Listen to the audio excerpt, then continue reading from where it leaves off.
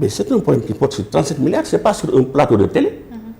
Non, l'Assemblée nationale est le lieu où les débats se déroulent. Il y a des documents et tout, et plus personnellement au niveau de l'enquête parlementaire. Mais Fatine que Pape Djibril Fall interpellé l'Assemblée nationale pour une enquête parlementaire ci dossier Azerbi. Nga xam ne dañuy am seen temps indi ay documents faire les investigations du loo xam ne si benn plateau lañ koy réglé loolu day gën a lëndëmal xel askan bi. Et puis Thierno n'est pas l'alter de ce petit-là dañu wax ne dëgg. On va pas naan day rabaisser du toog de discuter avec ce gosse-là. Affaire bi c'est au niveau de l'Assemblée moom li mu waroon def en tant que parlementaire il a fait 12 juin 2025. mu yóbbu gars yi n'ont pas répondu mu toog le 16 octobre 2025 bi mu amee ne il n'a pas de réponse après être parti dem na comme ne dafay tamal baalu il était parti faire ses investigations avec son argent moom au moins xaalis bi ñu koy fay mi ngi ciy def liggéeyam de parlementaire di jël carburant di dugg ci àll bi deful comme gars yi nga xam ne ñu ngi ak seen oto yi nga xam ne moom ci boppam il n'a même pas pris ce véhicule 56 millions jëlul otom askan bi fi nekkal jëlul otom ci ay propres moyens lay déplacé wu tout ça au nom de l'intérêt général te askan bi moo tax mu démissionné du gouvernement de Macky Sall parce que bi ñu ko bëggoon signaloo contrat yi ñuy wax naan dañ koy résilier machin ñu bëggoon ko signaloo mu ne duma ko signé mu jaral ko mu démissionné ku mel noonu il est très mal placé pour le juger. Patriotisme, on n'a pas de leçon de patriotisme à nous donner. Thierno a tout fait pour ce Sénégal. Maison de fonction, on peut dire 3 millions par mois. Mu jël ko delloo ko. 3 voitures de fonction. mu delloo ko. Donc bi muy commencé di sacrifier moom du xaalis li ko ñor mooy Sénégal. Alors bi mu defee question écrite amul tontu mu dem Espagne avec ses propres moyens def ay enquêtes bi mu ñëwee il a fait une conférence de presse. Interpeller l'opinion publique nationale et internationale nekk xaalis bi gars yi dugaluñu ko fi ko waroon dugal te balaa ñu koy wax sax damay fàttali le 30 septembre 2024 banque bi nga xam ne moo dugal 37 milliards yi Santander moo njëkk a interpeller autorités yi ne leen 37 milliards yi gars yi dugaluñu ko ci projet bi boobu Thierno dugagul ci dossier bi de le 30 septembre 2024 banque Santander moo njëkk alerté espagnol bi daal Thierno c'est en mois de juin 2025 la dugal question écrite amul si réponse mu dem defee ay enquête am ñoo def conférence de presse amul si réponse kii kan la c'est quand le 16 octobre 2026 ministère de la justice kii kan la c'est le greffier du pôle judiciaire financier plainte baa ngi nii nous sommes des légalistes du ñu dem ci télé yi di wax ci sos dem na mbir mi yóbbu ko fi mbaxane doone benn te man en tant que juriste je m'offusque parce que un député buy dem di porter plainte Sénégal lay gis la xew parce que su fekkoon assemblée mi ngi def liggéeyam normalement aajuwoon muy dem di porter plainte mbir mi waroon nañu ko régler au niveau de l'Assemblée nationale mais comme ils ont leur majorité mécanique bëgguñu mbir mi leer léegi ministre moo tontuwul moo tax mu jël mbir mi yóbbu ko au pôle judiciaire financier c'était en octobre 2026 octobre novembre décembre janvier février mars ça fait 5 mois dossier bi bougé wul section de recherche lañ ko yóbbu moom entendre nañ ko def boobu léegi xamuñ si on n'est pas informé xam nga mooy il veut que les choses soient leères bu fekkoon moom bëggoon lu leer kon du dem ay section de recherche tout à fait moom nee na pourquoi parce que chaque fois ñu naan woy bu fekkee ne li ñuy wax leer na ko pourquoi mooy def ay porter plainte contre X Thierno de tout le temps plainte bu nekk en tant que juriste X ngay def mais dans le code de la plainte pour répondre à ta question pour te dire je vais vous lire ça c'est une exclusivité que je vous donne dafa ne ici si vous voyez bien ici voilà plainte baa ngi nii dafa ne au vu de ce qui précède je sollicite l'ouverture d'une enquête pour faux, usage de faux et détournement de deniers publics, ainsi que pour toute infraction connexe avec les mesures suivantes. Réquisition auprès de l'ASER et du ministère des Finances et du Budget, de la SONAC, de Santander, de CCE, de Air Power Sénégal. Ensuite, il a écrit audition des responsables de l'ASER. Audition des responsables de l'ASER. Qui sont les responsables de l'ASER? Qui fa nekkoon ak ki fi nekk. Kon affaire yi ngeen daan bu ñemewoon kii Thierno du reculer yotaa. bu ñu nee nii làkk naan wooy bu ñemewoon waroon na porter plainte Jean Michel non. Objet bi c'est à titre indicatif. li ma la jox na ko enquêteurs yi. Dans le corps du devoir on a demandé yaa ngi dégg d'auditionner non seulement les DG de l'ASER de la SONAC parce que damay fàttali que SONAC moo joxe caution de garantie bi en violation des dispositions de l'article 13 du code civil. du ma si dugg day xaw a compliqué parce que bon c'est un peu technique. parce que caution yooyu. dañ ko joxee déjà dëppul ak yoon. waaye dafa xaar ba jot avance démarrage bi mu soog a fay caution bi alors que caution bi da doon fay avant.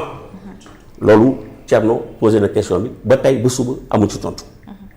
Non seulement il a demandé l'audition des responsables de l'ASER, de la SONAC, de AEPC, ainsi que des représentants de Santander et autres. Donc il les a cités dans le corps du devoir. L'imam c'est du factuel, c'est signé par le greffier du pôle judiciaire financier. Pour bonnet Thierno, il n'a pas cité le nom de Jean-Michel, il n'a pas bougé, ce n'est pas un problème de personne. Nous, on n'est pas dans des débats de personnes. C'est l'institution, c'est le DG qui nous interpelle. Les DG de l'ASER, xam nañ ko ki fi nekkoon ak ki fi nekk. Et damay fàttali que depuis qu'on a porté cette plainte-là, gars yi waxatuñu ci de. Avant ce DG-là dont tu parles, ça yu Thierno dafay waxee ci kii bi, il vient, il apporte la réplique. Mais depuis qu'on a posé le problème au niveau du pôle judiciaire, enquête bi ñu tàmbalee ba léegi, dégguñu ko. Quand Cour suprême bi mu joxee benn décision, dafa ne woon day def conférence de presse. Ba tey jii ba suba ñuy xaar conférence de presse boobu ñëwul. Alors koo xam ne depuis octobre depuis juin 2025 nga def question écrite amoo ci tontu octobre 2026 nga porter plainte amoo ci suite te di fàttali ne que déposé nañu fi plainte dans le dossier de l'ONAS bi nga xam ne ba tey ji ba suba doxul demul dikkul on avait porté plainte mooy 5 milliards yi ngeen jëloon naan da ngeen di indemniser des victimes sans aucune base légale. On avait porté plainte boobu moom procureur dafa jël plainte bi placé ko sans suite. Donc xam nga li olof jaay di wax naan lu ndombee rey sama boo gisee lu ñu da ngay daw. ONAS demul déposé fi 5 milliards yi boobu du classé ko sans suite. ASER bi nag moom duñ ko bàyyi mu sedd. moo tax comme que mbir bi demul Thierno a pris la décision ferme le dossier bi da koy porté au niveau donc de l'Espagne. C'était l'objet de la conférence de presse d'hier. ku bëggoon mu leer. xam nga lu jël biir bi di ko yóbbu jusqu'au niveau international on n'avait pas le choix. te aussi bëgg mu leer moo tax dans le même dossier fii vous voyez ici ça c'est adressé à qui? À monsieur le président de la République président du conseil supérieur de la magistrature. Oui. Président de la République c'est du factuel. Décharge présidentielle yi. Original la ñu ngi copié. C'est des originaux. Non seulement on a plaisir le président parce que moom mooy le président donc de l'Union des magistrats du Sénégal, du Conseil supérieur de la magistrature, mais on a saisi aussi, dans la foulée, le premier président de la Cour suprême, déchargement unique, toujours dans le dossier ASER. Premier président de la Cour suprême. C'est pour dire vraiment que Thierno dafa épuiser voie yëpp. te des na. xaaral ma wax la pare wuñu de fii on a saisi kii que la c'est pas le. Monsieur le bâtonnier de l'ordre des avocats du Sénégal. Déchargé, original. Le bâtonnier de l'ordre des avocats. Qui que le?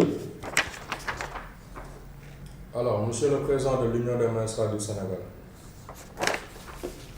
day wax loo xam. Il faut faire très attention dans ce dossier-là. def leen ci maanu leen ci. non maanu leen ci. non maanu leen ci. Touré bàyyi. maanu leen ci jàpp si rek jàpp si. non interpellé wu la de. interpellé wu la yow tamit bàyyi di continuer. su ma interpellé xam nga li mu wane nii c'est du pipeau. xam nga ne lii c'est du pipeau. Ah non monsieur Touré. C'est grave ça. Non c'est grave li ngay c'est wax. extrêmement grave ça mais man. Je peux m'expliquer? Non, tu n'as pas droit à la parole. C'est bon temps de parole. Dama. Thierno donc au niveau national. li mu doon def yëpp def na ko. Non seulement ça sax mais am na loo xam ne xamu leen ko te bu mu porter plainte au niveau du pôle judiciaire. On a fait un courrier adressé à l'ambassadeur du Sénégal en Espagne pour l'informer qu'une plainte a été déposée. Déggu ko DHL man maa dem déposer ko. Maanaam Thierno li mu doon def lépp pour ñu leeral mbir mi def na ko maintenant comme mbir mi demul dëkkul te ñoom dañoo bëgg ils sont toujours dans la fabulation dans le mensonge dans la c'est-à-dire la manipulation comme ils savent si bien le faire ku bëgg a dëgg fekkee ne ñun on ne voulait pas que la vérité triomphe di yaakaar ne dañ dem ba saisir le président du conseil supérieur de la magistrature waxuma le police judiciaire le président de la République clé de voûte des institutions def son rôle de parlementaire def son devoir de citoyen te yemu ci il a fait le tour du Sénégal wan gars yi woo leen interpellé di ñoom waa Pastef kaay leen ngeen wan ma fan la gars yi taal Power EPC mooy Juan Branco boobu kaay leen ngeen wan ma fu mu taal le 30 décembre 2000 José voilà il a invité les députés du pouvoir ne leen kaay leen ñu ànd ngeen wan ma fan la gars yi taal ils n'ont pas répondu kenn demul ci la ànd ak Abdou Nguer de au passage avec la presse ils ont fait le tour du Sénégal man bu ma déggee mu naan booy bi taal nañu ay centaines de villages mais ça me laisse de marre dañu fàttali ko Macky Sall dafa bàyyi un programme boo xam ne depuis 3 ans bien avant que ñoom ñu ñëw au pouvoir nga xam ne ay poteaux yoo xam ne lépp defar nañ ko toujours dans le cadre de laser xam la moo des connecté rek moo si des ñëw rek jusqu'à présent ils sont là-bas. kese loolu kese Chez moi, au village, les potes sont là. incapables Ils ne sont pas incapables taal connecté Connecté, poteau yeeg fil yeeg lépp ils sont incapables connecté la branché rek mu tàkk alors que 37 milliards dañ leen jox pour 3 ans. loolu la Thierno di laaj ana ba xaalis léegi boobu. te bu fekkoon ne 37 milliards yi jaaroon fu mu doon jaar tey lu mu néew téeméer rek juróom-benn fukk xaw ma je sais pas 700 villages comme 800 villages waroon nañ ko taal booy bi su boppam Jean Michel moo adressé un mail dernièrement mois de décembre mu ne programme de situation li mu taal nee na li mu taal 33 villages c'est-à-dire qu'il n'a même pas allumé 40 villages 40 mooy ñeent fukk ci 37 milliards ñu leen jox te nee na pour un montant de 2 milliards 30 maanaam 40 villages 2 milliards lañ ci dugal donc ana 37 milliards yi fu mu jaax donc ce dossier là ñun li ñu ci waroon def yëpp en tant que citoyen ñun du ñu wootee ay gatsa wala di sos di wax loo xam ne nag suñu dañuy def fi mbaxane doonee benn parce que nous sommes des légalistes donc comme suñu juridiction yi am nañ yaakaar ne que dina continuer comme mbir mi yéex na yóbbu nañ ko au niveau international te bu ñu ko yóbboo foofu espagnol yi rakkin tak ils ont commencé à faire les diligences envoyé nañ courrier Santander pour mu def ko situation Power EPC mooy xoose boobu dafa daw sax waa ji on Thierno lu muy ñëw Sénégal il n'a jamais vu ce xoose là